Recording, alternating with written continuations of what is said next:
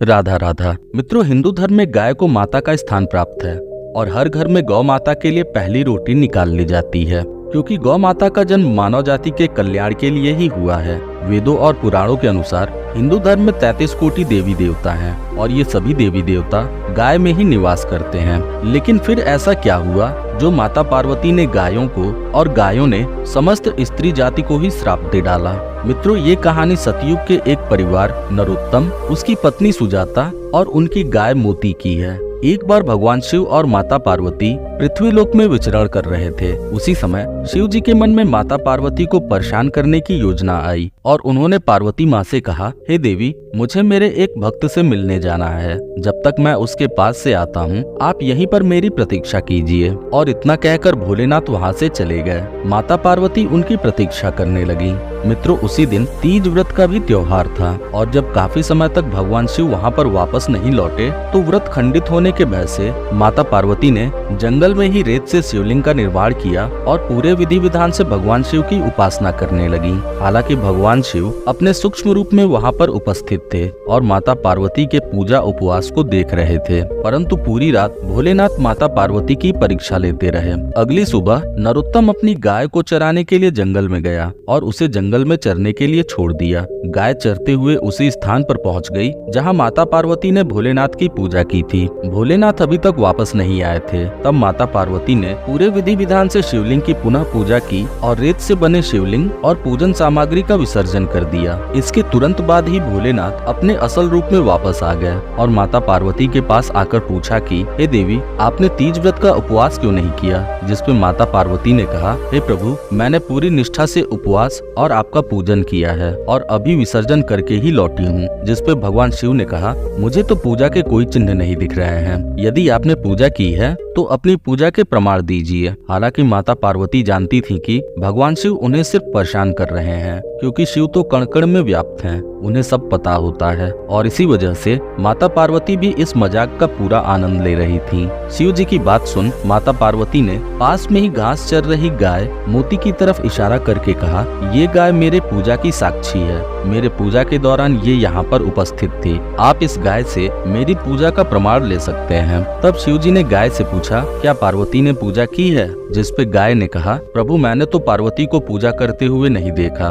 गाय के इस झूठ को सुनकर माता पार्वती गुस्से से भर गईं और गाय को श्राप दिया कि तू एक दिव्य पशु है, तेरा जन्म जगत कल्याण के लिए हुआ है, इसलिए जगत कल्याण के लिए तुझमें सारे गुण रहेंगे। लेकिन जिस मुंह से तूने मेरी झूठी गवाही दी है उसे दंड भुगतना होगा और झूठ बोलने के कारण आज से लोगों का जूठन ही तेरा भोजन होगा। दोस्तों, माता पार्वती के इस श्राप को गाय आज तक भुगत रही है। जिसके बाद माता पार्वती भोलेनाथ के साथ वापस कैलाश पर्वत लौट गयी। इधर शाम का वक्त होते ही नरोत्तम अपनी गाय मोती को लेकर वापस लौट आया। काफी साल बीत जाने के बाद मोती ने दूध देना बंद कर दिया, जिससे नरोत्तम को मोती से कोई फायदा नहीं रह गया। तब उसने मोती को ले जाकर जंगल में छोड़ दिया, जिस वजह से मोती बहुत दुखी हो गई। तभी उसे देवताओं के ऋषि नारद मुनि दिखाई पड़े और मोती गाय ने अपना सारा दुख नारद मुनि से कह सुनाया। हे मुनिवर, जब तक मैं दूध देती थी तब तक मेरी सेवा थी और जब मैंने दूध देना बंद कर दिया तो नरोत्तम ने मुझे जंगल में लाकर छोड़ दिया। जिसपे दुखी स्वर में नारद मुनि ने कहा, हे गौ माता, ये तो मनुष्य का स्वभाव है। जब तक आप नरोत्तम के स्वार्थ की पूर्ति कर रही थी तब तक उसे आपकी जरूरत थी, परंतु अब आप उसके लिए किसी काम की नहीं।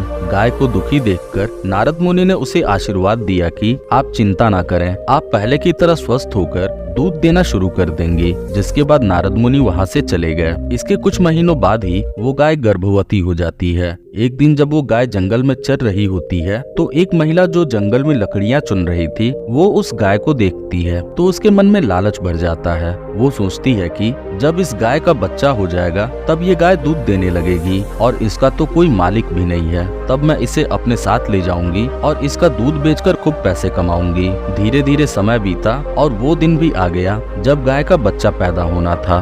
बच्चे के शांतिपूर्ण जन्म के लिए गाय जंगल के अंदर शांतिपूर्ण स्थान पर चली गई और उसने एक बछड़े को जन्म दिया और अपने बच्चे को प्यार करने लगी। तभी वो लालची औरत उस गाय को ढूंढते हुए वहाँ आ जाती है और देखती है कि गाय ने तो एक बछड़े को जन्म दे दिया है। ये देखते ही वो खुशी से भर जाती है और अपने पति को ये बात बताने के लिए वहाँ से जाने लगती है ताकि उसका पति गाय को पकड़कर घर ले जा सके। जैसे ही वो औरत वापस जाने लगती है तभी वो गाय उस औरत से बोलती है कि अरे बेटी, बड़े ही सौभाग्य से तुम यहाँ आई हो। मैंने बच्चे को जन्म दिया है जो कि अभी बहुत कमजोर है। क्या तुम मेरे बच्चे को उठाकर मेरे पीठ पर रख दोगी, जिससे मैं इसे लेकर कहीं दूर सुरक्षित स्थान पर चली जाऊंगी? नहीं तो जंगली जानवर मेरे बच्चे को खा जाएंगे। मित्रों, प्राचीन समय में जानवर के बच्चे पैदा होने के 10 महीने बाद ही चल पाते थे और इसके विपरीत हम इंसान प्राचीन समय में जन्म लेने के साथ ही चलने लगते थे। गाय की बात सुन वो औरत सोचने लगी कि यदि मैंने इसके बच्चे को इसके ऊपर रख दिया तो ये गाय मेरे हाथ से निकल जाएगी और मेरी मेहनत पर पानी फिर जाएगा। तब उस औरत ने गाय से कहा, जरा देखो तो सही, तुम्हारा बच्चा कितना गंदा है और तुम कह रही हो कि मैं उसे अपने हाथों से उठाकर तुम्हारे ऊपर रख दूं। भला तुम ऐसा सोच भी कैसे सकती हो?